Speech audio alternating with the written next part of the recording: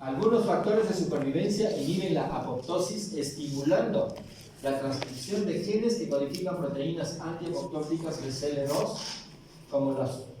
Bueno, esos nombres no me interesa que se lo aprendan. ¿Ya? Pero ¿cuáles son las proteínas BCL2 antiapoptóticas? Las 1, 2, 3, 4.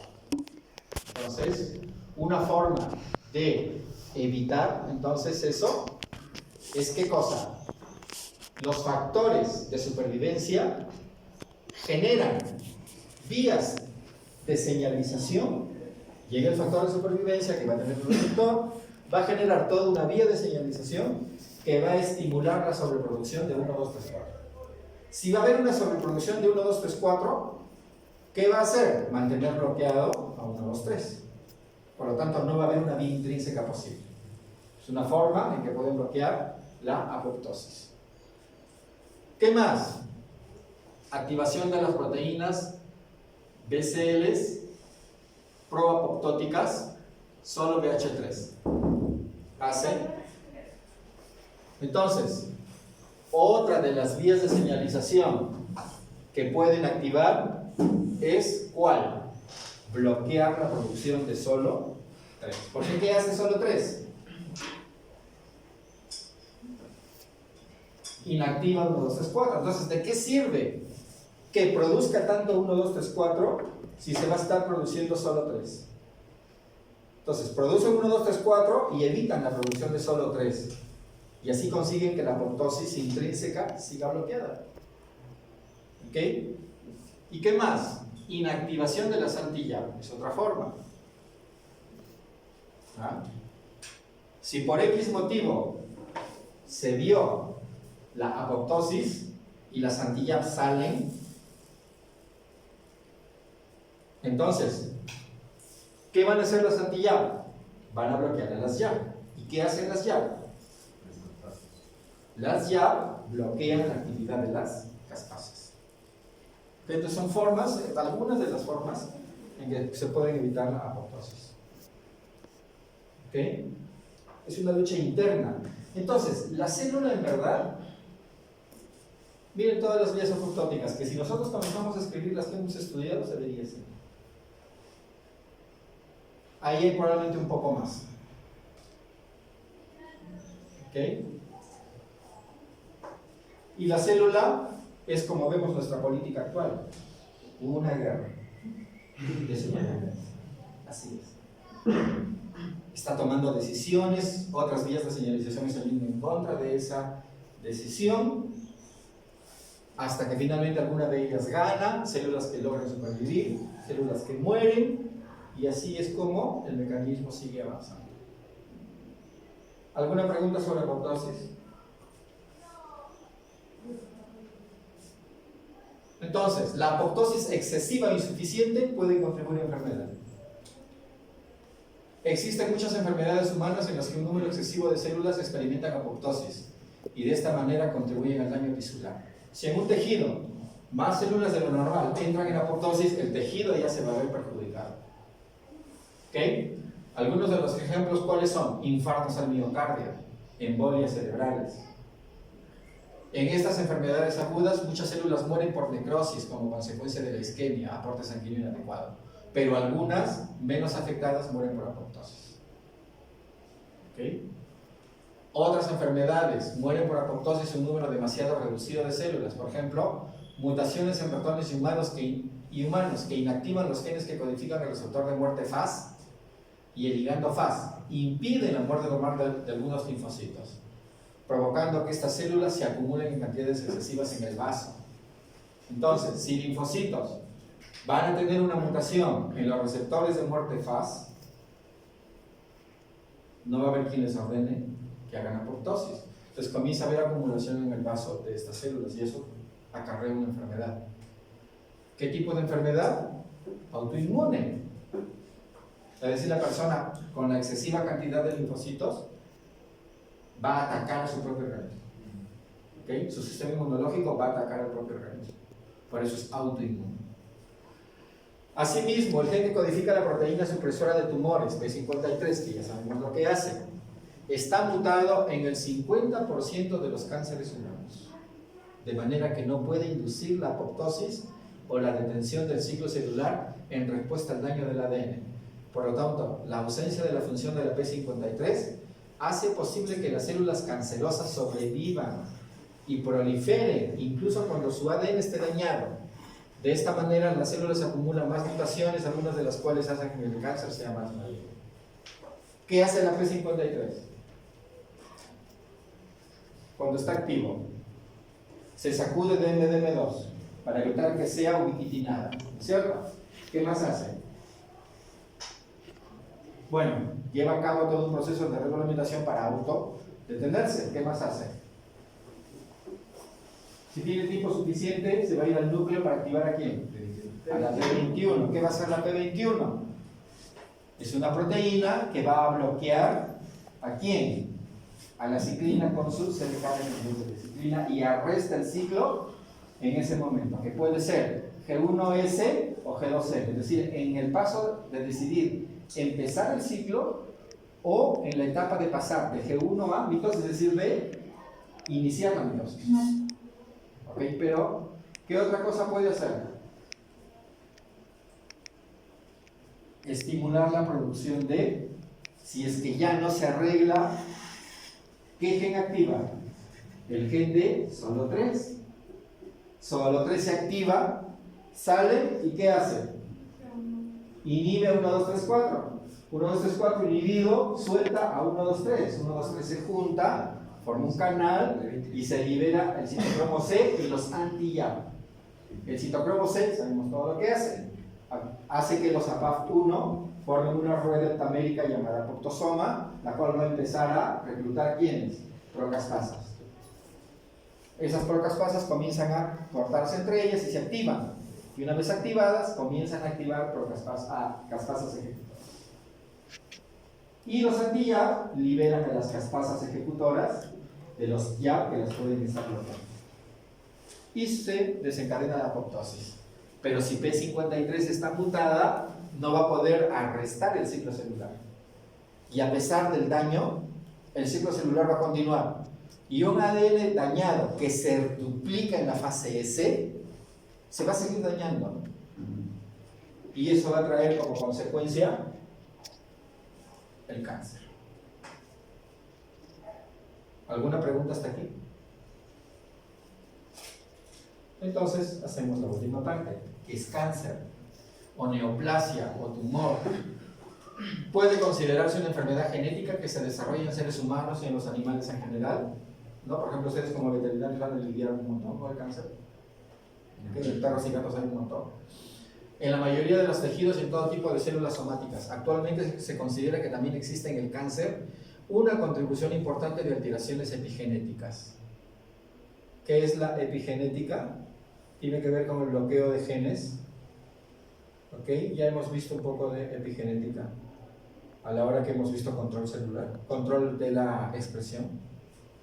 ¿Ok? Pero muy poquito. La epigenética es toda una ciencia que tiene que ver con la influencia ambiental. ¿Ya? La epigenética constituye un puente molecular entre factores adquiridos, ambientales y genéticos. ¿Ok? Ahí ya no solamente lo que dice el genoma, sino todo. Es un poco complicada la epigenética. Ahora, bajo el nombre genérico de cáncer, se engloban un conjunto de enfermedades que tienen en común un crecimiento celular desordenado, y eso forma un tumor, y una colonización tisular, metástasis. Todo ello determinado por mutaciones en el genoma y las alteraciones epigenéticas. Mutaciones básicamente en quiénes? En P53 y en la proteína del retinoblastoma, que son los dos guardianes del genoma. ¿Ok? La transformación maligna de una célula acontece por acumulación de mutaciones en unos genes específicos, los cuales son la clave molecular para entender las raíces del cáncer. Estos genes están agrupados en dos familias. Tenemos genes proto-oncogenes, los cuales dirigen la producción de proteínas clave en la proliferación y diferenciación celular. ¿Cuál sería un gen proto-oncogene? Por ejemplo, ahora que hemos visto todo esto de lo que es ciclo celular y apoptosis, ¿qué gen puede conducir a la célula de cáncer? Todos aquellos genes que van a obligar a la célula a seguir el ciclo. Las ciclinas, por ejemplo. Las ciclinas son protoncogenes. Ahora, no está mal que tengamos ciclinas, pero es que siempre va a haber un equilibrio entre protoncogenes que van a empujar en una dirección y antioncogenes que van a empujar en otra. Y eso va a permitir un equilibrio. ¿Okay? Las ciclinas van a ser para lo que ellas están diseñadas. Pero si hay algún problema, ellas no se van a detener si existe un problema. Tiene que haber otras moléculas que la detengan, que ya las hemos estudiado. ¿Ok? Entonces tenemos a los protoncogenes, los cuales dirigen la producción de proteínas clave en la proliferación y diferenciación celular, por ejemplo, ciclinas, factores de crecimiento, receptores. Cuando estos mutan, se transforman en oncogenes, los cuales son capaces de orquestar la multiplicación anárquica de las células. Entonces, si una ciclina muta y hace de que su producción sea exagerada y los niveles de control se mantienen en un nivel, valga la redundancia, estable, no va a poder controlar a la célula. Entonces ahí el oncogen va a empujar a la célula a formar tumor. ¿Ok? Son dos fuerzas. Cuando estos mutan, se transforman en oncogenes, los cuales son capaces de orquestar la multiplicación anárquica de las células, de modo que algunos de ellos potencian la maquinaria celular para que sintetice de forma masiva determinados desencadenantes de la división descontrolada, ¿no? Por ejemplo, una exagerada producción de ciclinas. La segunda familia está integrada por genes supresores de tumores, o sea, los que van en contra, también conocidos como genes supresores simplemente, que en el organismo sano controlan la proliferación celular. Ellos, por tanto, son reguladores negativos de crecimiento y cuando no están presentes en la célula o se encuentran inactivos a causa de mutaciones, las células dejan de crecer normalmente y adquieren propiedades proliferativas anormales, características de células tumorales. Entonces, el cáncer se puede dar por dos factores. Tenemos dos fuerzas, los oncogenes y los genes supresores. De manera normal, ahí están, en este plano. Entonces, ¿qué sucede? Si los protoncogenes mutan, se van a convertir en oncogenes. Su fuerza va a aumentar y puede avasallar a la célula y llevarla a un ciclo de proliferación descontrolada. Pero también puede ser que los protoncogenes se queden como protoncogenes y su fuerza sea la misma, pero la de los genes supresores al mutar disminuya. Y ahí también eso puede desencadenar un cáncer. ¿Ok? Bien. Y eso es lo que vamos a ver acá. Normalidad, equilibrio. En la normalidad, entonces, una célula va a estar siempre afectada por dos fuerzas. Las fuerzas del protoncogen que empujan en una dirección y la fuerza del gen supresor que empujan en otra. ¿Se va a dar el ciclo celular? ¿Una proliferación celular? Sí, pero controlada, ordenada, respetando las condiciones, fundamentalmente del ADN. ¿Ah? Entonces, una empuja, la otra frena. Y puede haber una división celular controlada. ¿Ok? Pero ¿qué sucede si el protoncogen aumenta su fuerza porque por alguna mutación se convirtió en oncogen? Su empuje va a ser demasiado alto con respecto a la de los genes supresores y eso va a traer como consecuencia una proliferación descontrolada, tumor. Y cada ciclo que el tumor crece va acumulando mutaciones y mutaciones y el cáncer se va haciendo cada vez más maligno. ¿Okay? Puede ser, como les dije, que la fuerza de los protoncogenes se manezca normal, su empuje sea normal, pero alguna mutación, algún problema en los genes supresores hace que su fuerza disminuya y eso también puede llevar como consecuencia la proliferación celular descontrolada y la generación de un tumor. ¿Ok? Entonces, la célula siempre va a estar en una eterna lucha, tratando de mantener una estabilidad genómica que va a permitir que los oncogenes que tienen una actividad positiva hacia la proliferación y los genes supresores que tienen una actividad negativa hacia la proliferación se mantengan en equilibrio. De perderse el equilibrio, va a haber un crecimiento descontrolado de algunas células dentro del tejido. Y obviamente, dependiendo de cuál sea esa mutación que va a permitir esto, la apoptosis ya no va a ser una opción. Si la apoptosis ya no es una opción, esto va a generar un tumor, el cual va a inducir la angiogénesis. ¿Qué es angiogénesis? El tumor comienza a tener sus propios vasos sanguíneos, como si fuese un órgano.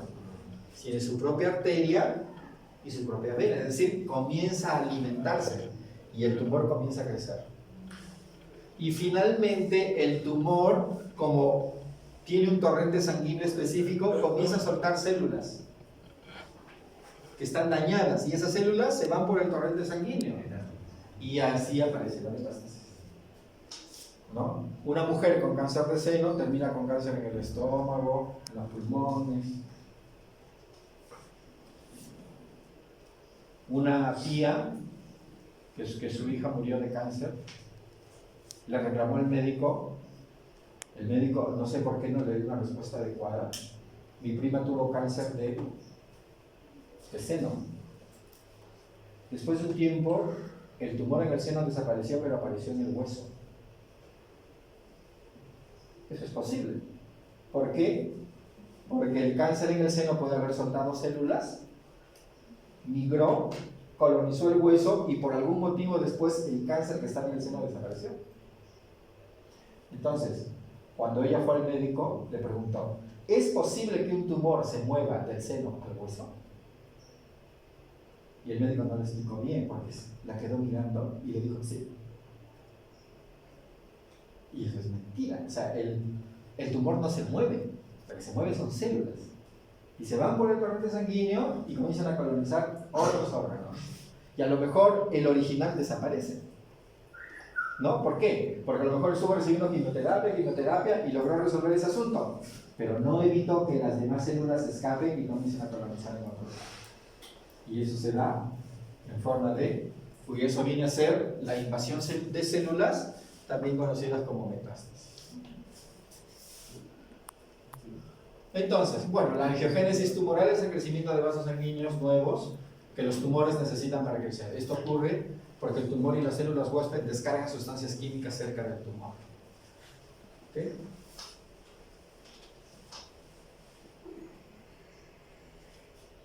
Protooncogenes son los que codifican proteínas con diversas localizaciones y funciones.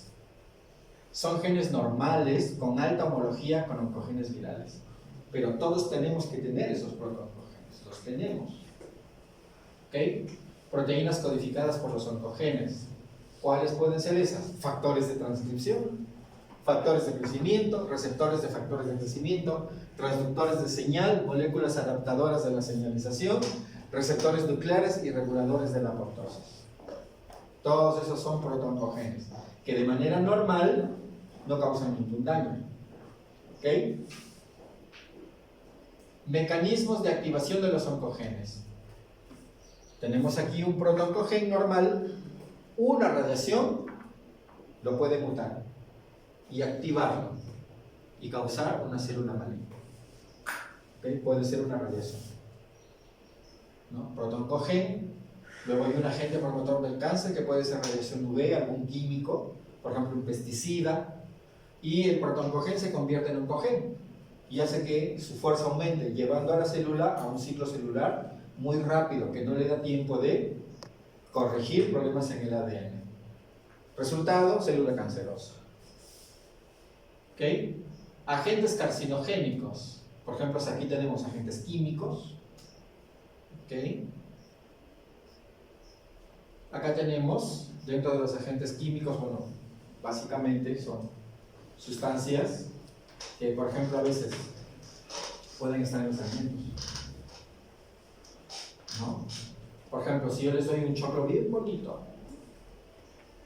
así, precioso, perfecto el choclo, y les doy un choclo que tiene un gusano, ¿cuál se come? No, yo me como el que tiene el gusano. Porque al que tiene el gusano no llegó el insecticida. Y en cambio en el bonito, ahí no vive un gusano.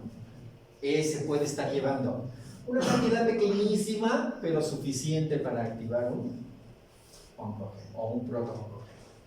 No, ahora, la tendencia mundial es esa. ¿Cuál te comes? El que tiene el gusano. Porque me asegura de que a ese choclo no llegó el insecticida. ¿Ok? Entonces, los carcinógenos químicos pueden actuar de dos formas. Pueden por sí mismos interaccionar con el ADN, es decir, un carcinógeno directo. Él directamente interacciona con el ADN causando el problema. O bien necesitar una modificación previa catalizada por enzimas del propio organismo, procarcinógeno. En el caso de estos últimos, el proceso por el cual se vuelven capaces de producir mutaciones se llama activación metabólica.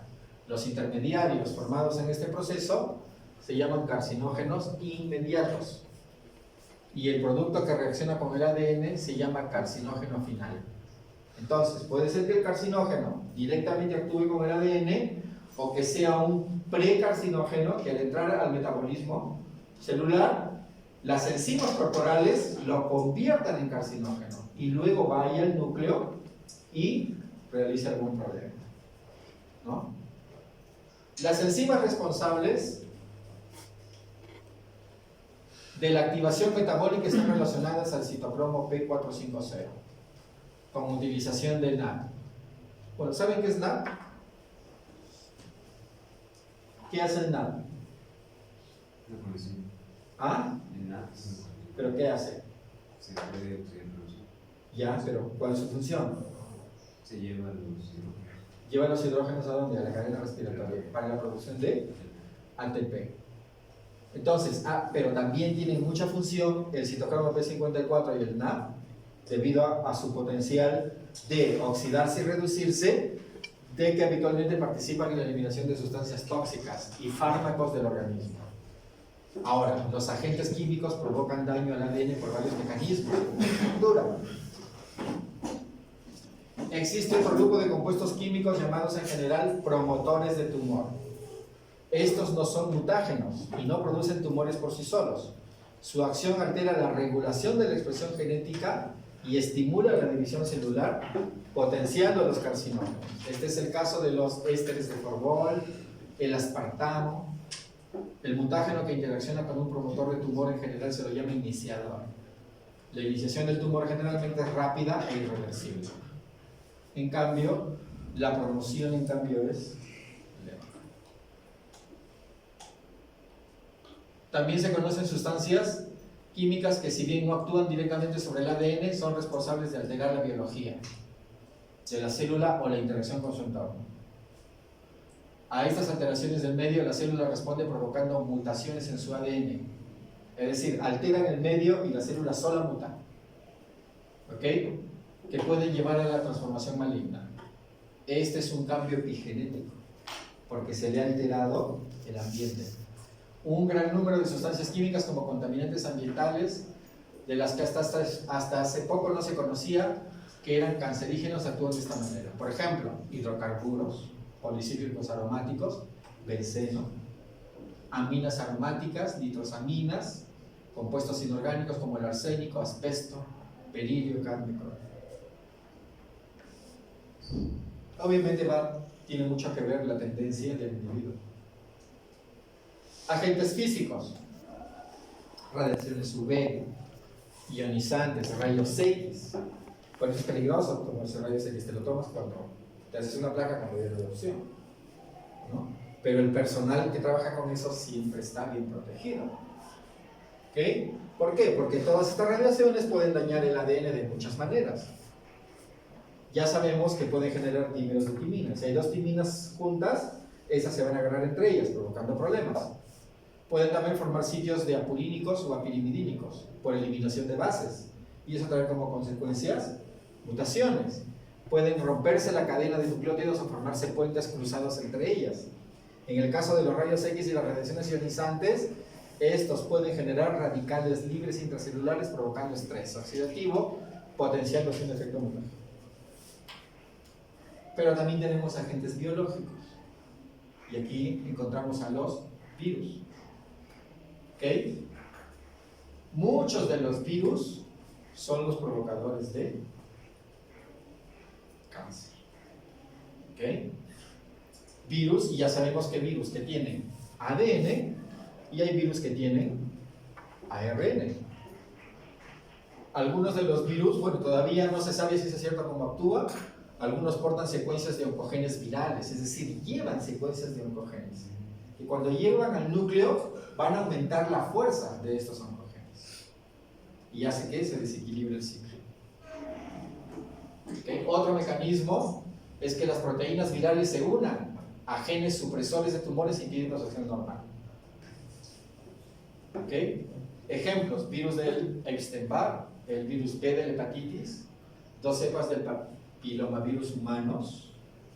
Por eso las mujeres ahora tienden a vacunarlas, pero se está aconsejando que la vacunación sea a hombres y mujeres, no solamente mujeres. ¿Okay?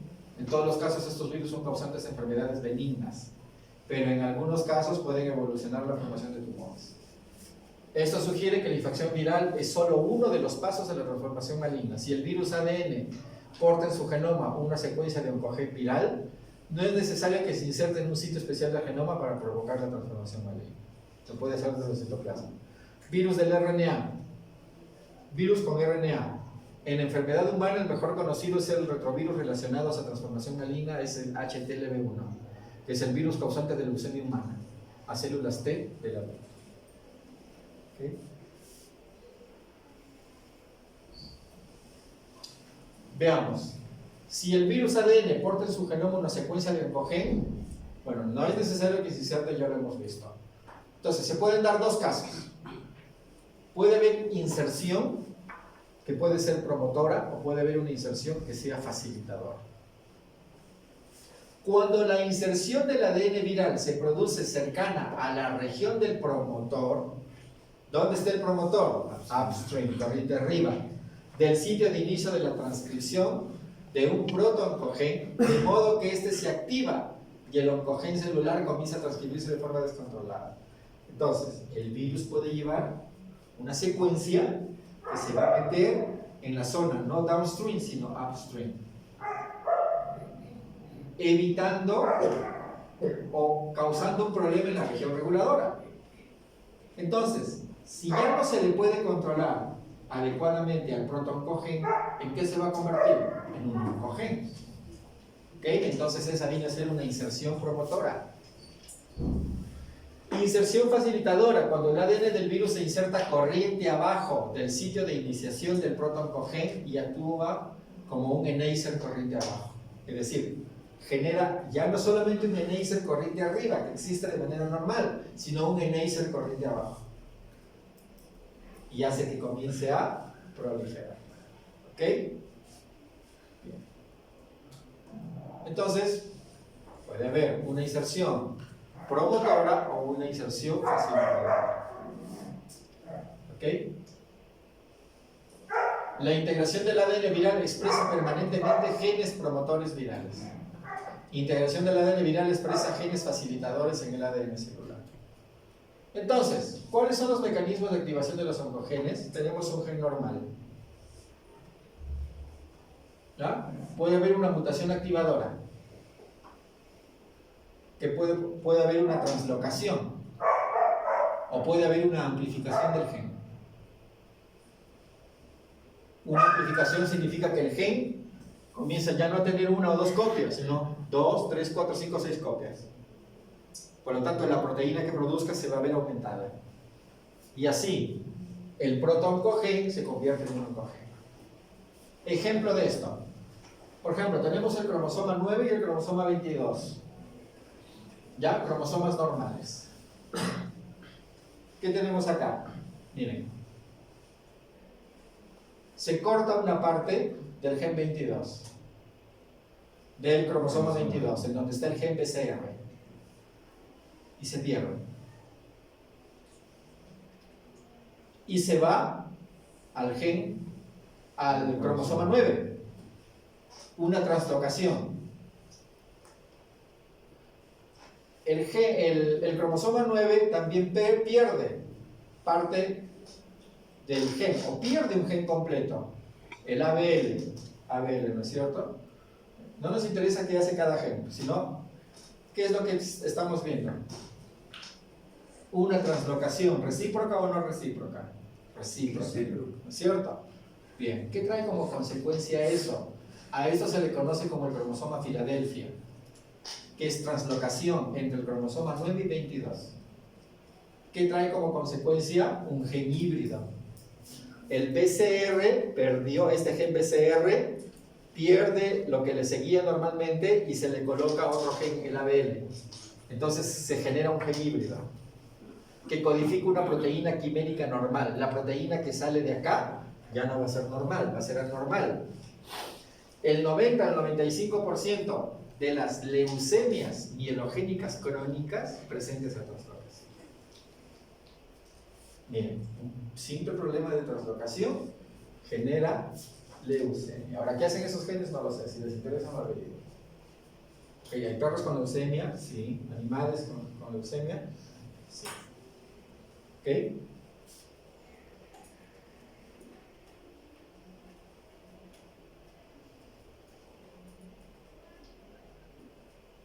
La proteína resultante carece de la región aminoterminal de ABL, la cual posee un sitio regulador negativo de la actividad tirosina quinasa.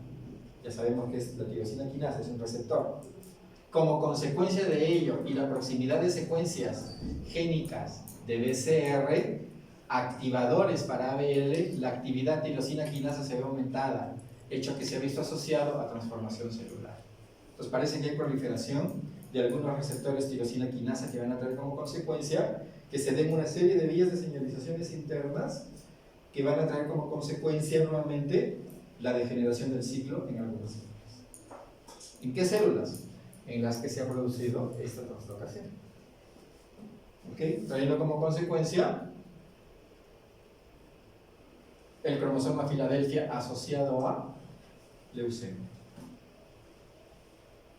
Otro, cromosoma 8 y 14. El cromosoma 14 pierde la parte final y se va al cromosoma 8, translocación. El cromosoma 8 pierde el gen MYC y se va hacia el cromosoma 14, translocación recíproca. Muy activas en las células, inducirán una transcripción incrementada del MIC. ¿Por qué? Porque acá el MIC tiene una regulación, aquí tiene otra. Se va a un lugar en donde va a ser menos regulado. Entonces, ¿qué sucede?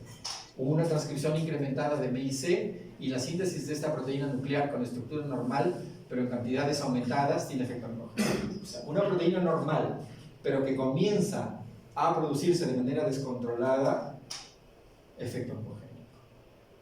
¿Ok? Ese es el linfoma de Burkitt. Otro ejemplo.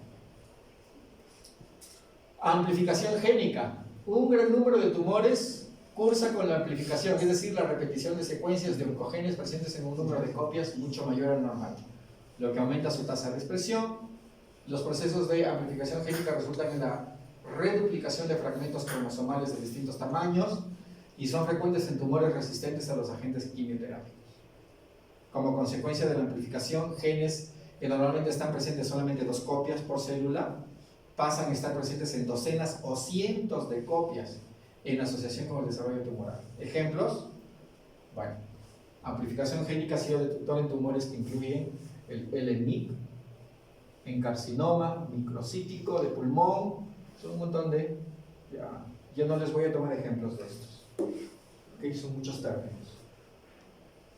¿Okay? Pero sí que la amplificación es una forma de activar un proto-oncogene. ¿Okay? Oncogenes, entonces, identificados como los genes transformantes de los retrovirus. Una forma activada de un gen celular, que es un proto-oncogene, son dominantes a nivel celular, lo que significa que basta la mutación de un alelo. Las mutaciones son somáticas y nunca se heredan, excepto para RTV. Los retrovirus provocan cáncer en animales, pero no son una causa significativa de cáncer humano. Son reguladores positivos del crecimiento celular. Esos de manera general son los oncogenes, esas características tienen. Genes supresores de tumores.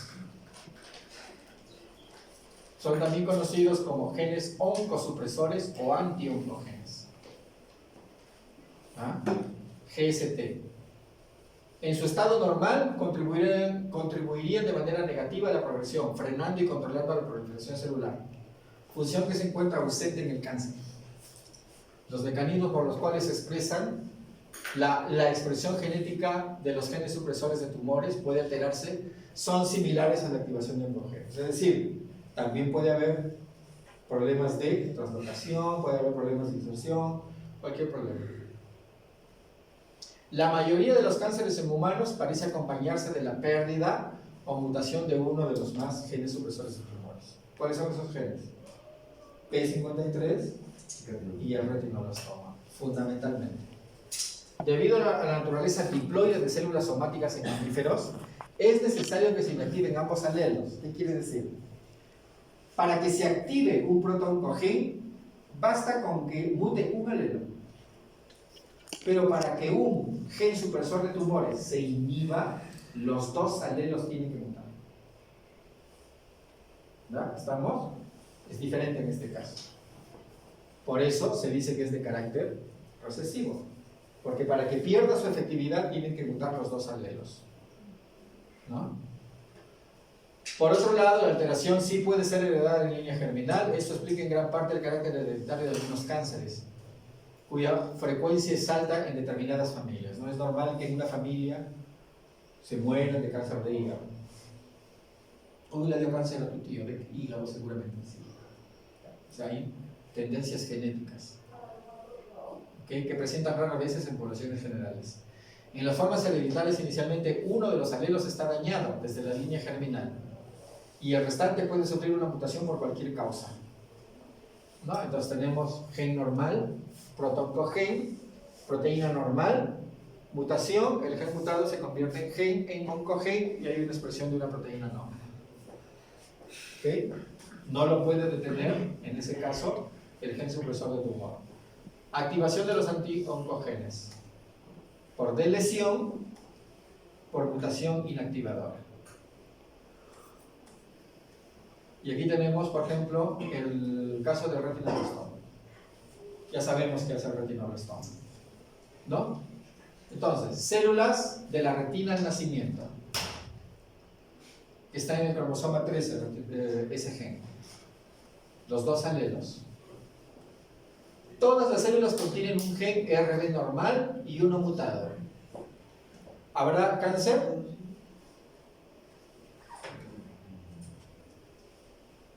Todas las células contienen un gen normal de retinoblastoma y uno mutado. ¿Habrá cáncer?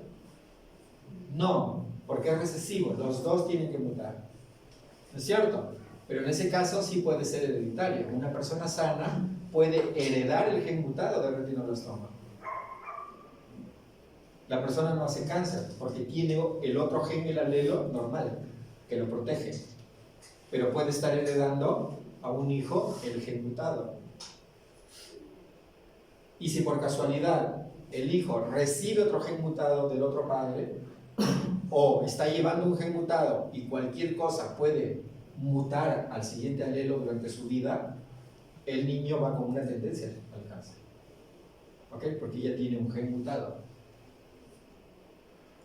En el otro caso, todas las células contienen dos genes RB normales. ¿Ok? Entonces aquí este es hereditario y ahí es esporádico. ¿Cómo así? El gen del RB mutado es ese que está ahí con una línea roja. ¿Qué va a suceder ahí? Si hay alguna acción por algún agente mutagénico que mute al alelo, entonces ahí se da cáncer.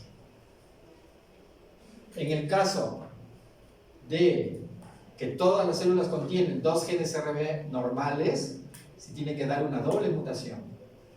en uno de los alelos primero y luego en el siguiente.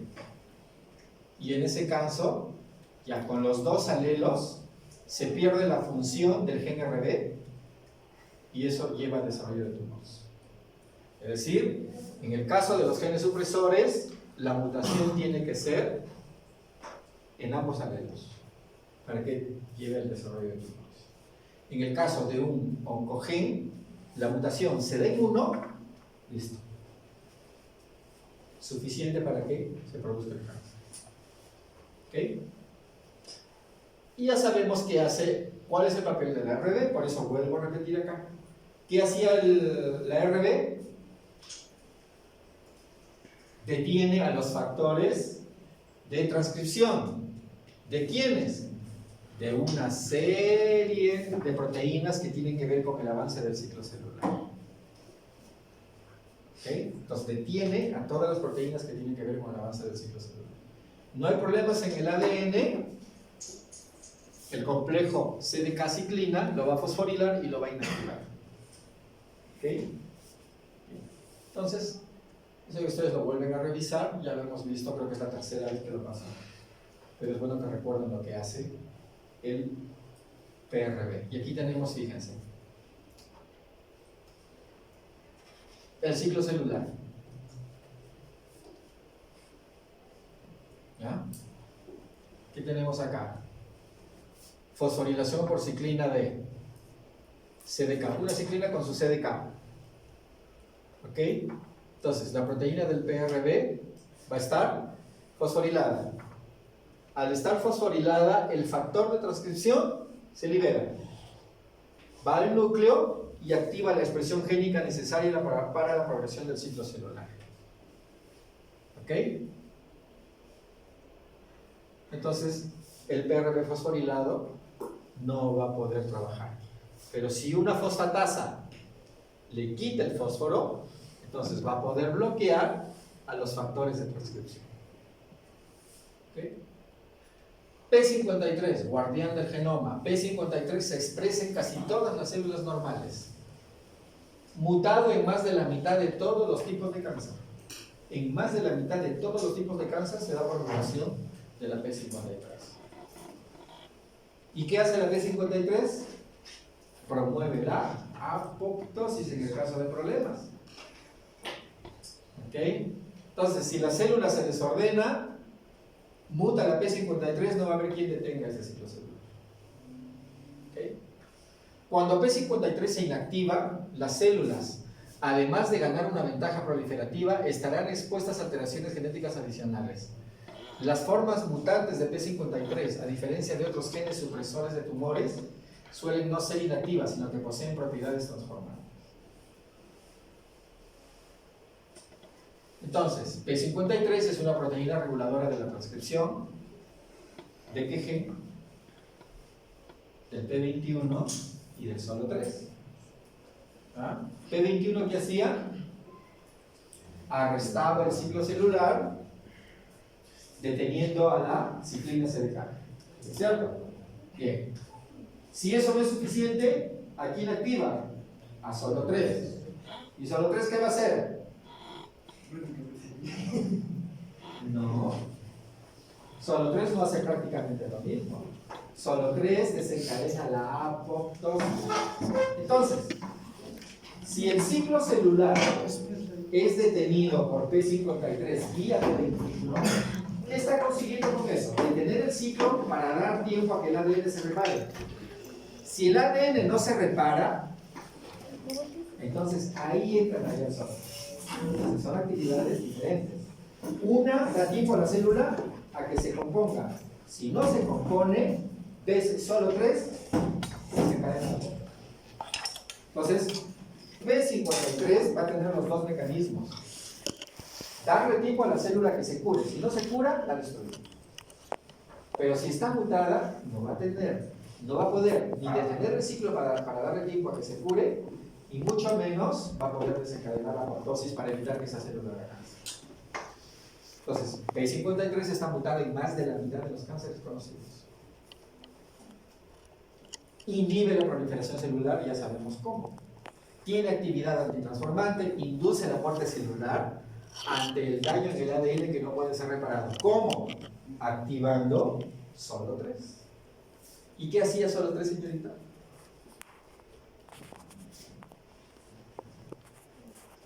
Eso es, lo hemos repetido tantas veces la clase anterior, que ustedes, con repetirlo una vez al día en su mente, ya lo tienen aprendido. ¿Qué hacía solo 3? Evitaba que una 1, 2, 3, 4.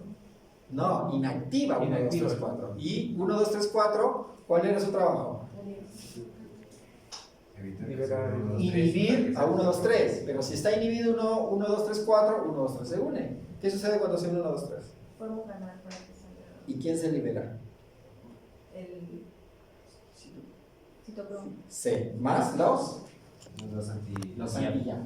Que eso hemos visto ahora antes de que usted venga.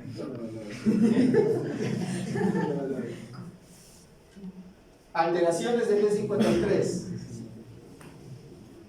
Se puede dar por una mutación puntual, por deleciones, inserciones, por golpes de calor, ¿no? Alguna alteración en MDP2 que es la que la controla, ¿no? Y aquí tenemos los síndromes de Mifune. Está relacionado con osteosarcoma, leucemias, cáncer de mama, sarcomas de partes blandas, cáncer adenocortical, cáncer laríngeo y pulmonar, tumores malignos del sistema nervioso central. Todo lo que puede ocasionar la mutación en P53. Y vuelvo a colocar el 6P53 para que revisen cuál es su función, cómo se activa y cómo detiene vía P21 el ciclo celular. ¿Ok? Entonces, tenemos la P53. Debido a un daño en el ADN, ¿qué promueve? El daño en el ADN promueve que P53 prolifere. ¿Por qué? Porque MDM2 se va a apartar de ella. Porque ¿qué va a suceder con la P53? La P53, entonces miren acá, esta parte es bien importante. ¿Qué tenemos arriba? P53. ¿A quién tenemos acá? La proteína de retinoblastoma. Las dos son guardianes del genoma. Entonces, se produce en el daño del ADN, promueve acumulación de P53. P53 activa P21. P21, ¿a quién detiene? A una CDK, a una ciclina con su CDK. ¿A qué ciclina con su CDK? A la ciclina con su CDK, que es la que fosforila PRD. Entonces, fíjense, no solamente detiene el ciclo celular, porque interviene a una ciclina con su CDK, sino que interviene una ciclina con su CDK, que es la que fosforila PRD. ¿Qué sucede cuando PRD está fosforilada? Va a liberar al factor de transcripción. Entonces, fíjense cómo interactúa P53 con PRD. Entonces, P53 vía P21 evita la fosforilación de PRD.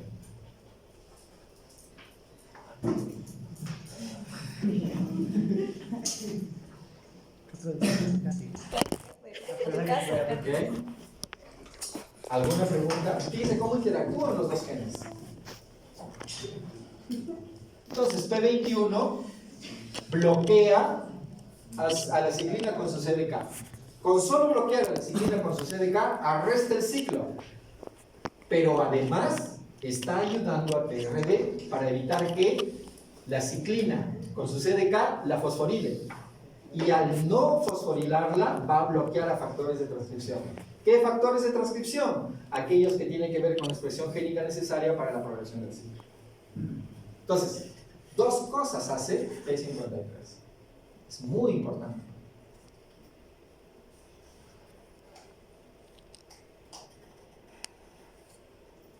Bueno, y ahí vemos casi los mismos ejemplos. ¿Okay? RB, al ser fosforilada, libera al factor de transcripción. El factor de transcripción se va a ir al núcleo y va a proliferar un montón de cosas. ¿Ok? P53 va a producir P21 y P21 va a bloquear a la ciclina D con su CDK. ¿Es cierto? Bueno, P53 es inhibida por MDM2, por eso es menos ahí. Y bueno, hay otras, ya no les he quitado esa, pero son otras proteínas que tienen que ver, que ya, esas no las voy a tomar, ¿ya? Pero son las que tienen que ver con otras proteínas, la P14, que inhiben el MDM2. O sea, la verdad, el proceso es mucho más complejo, pero eso ya no lo vamos a tomar en cuenta. ¿Ok? Bien. Y esa es la acción del P53 en la apoptosis, que es lo que evita el cáncer.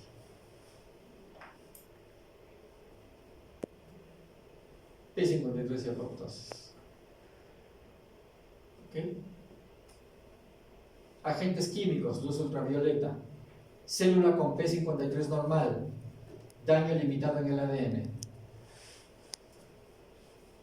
P53, como hay un daño limitado en el ADN, P53 sube. P21 sube, se detiene en G1, tiempo para reparar el ADN. La célula sigue siendo viable. ¿Ok? Bien, pero es porque es un daño limitado en el ADN. ¿Qué sucede si tenemos un daño excesivo en el ADN? P53 va a aumentar tanto que ya no va a bastar con el aumento de P21, sino se va a ir de frente a aumentar BCL. ¿Qué BCL? La solo 3. ¿Y qué va a ser la solo 3? Apoptosis, muerte celular. Eso es lo que hace el P53. O permite que la célula siga siendo viable para que se cure algún daño limitado, o activa la apoptosis para que la célula con daño excesivo que ya no se pueda reparar muera, evitando el cáncer. Célula con P53 mutada, daño en el ADN, así sea mínimo, no hay forma de arrestar al ciclo celular. No hay forma. No hay apoptosis tampoco. Se van acumulando las mutaciones porque el ciclo no lo detiene nadie y eventualmente se puede llegar a convertir en un tumor. ¿Qué cánceres? Más de la mitad de los cánceres conocidos por mutación de P53. Entonces, acá identificados como los genes responsables de los síndromes de tumores humanos. Cada vez que hay problemas en los genes supresores de tumores. Recesivos a nivel celular, los dos tienen que estar mutados, los dos alelos. Reguladores negativos de crecimiento celular. ¿Ok? Oncogenes versus supresores de tumores. Los protooncogenes y los supresores tumorales son genes involucrados en la regulación de la proliferación. La desregulación del crecimiento ocurre por mutaciones de ganancia de función de los protooncogenes o mutaciones de pérdida de función de los genes supresores.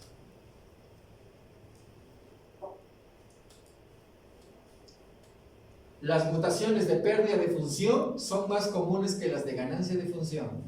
¿Qué quiere decir? Es más común que un cáncer se dé por la pérdida de función del gen supresor que por ganancia de función del oncógeno. El principal mecanismo de pérdida de la supresión tumoral es la pérdida de heterocigosidad, es decir, los dos alelos mutan.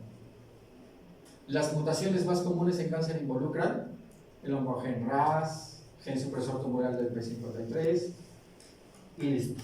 Es todo el curso, chicos. ¿Alguna pregunta? Sí.